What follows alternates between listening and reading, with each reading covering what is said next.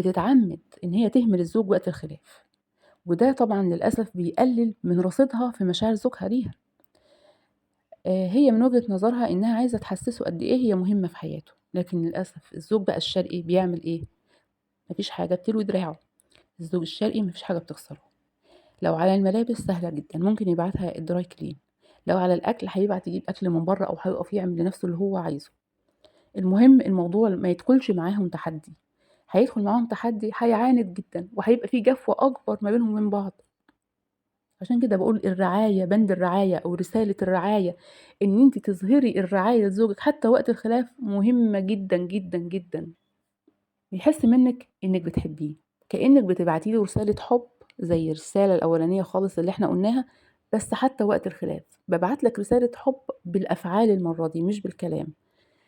الرسالة دي باقول لك فيها أنا باحبك حتى وإحنا مختلفين.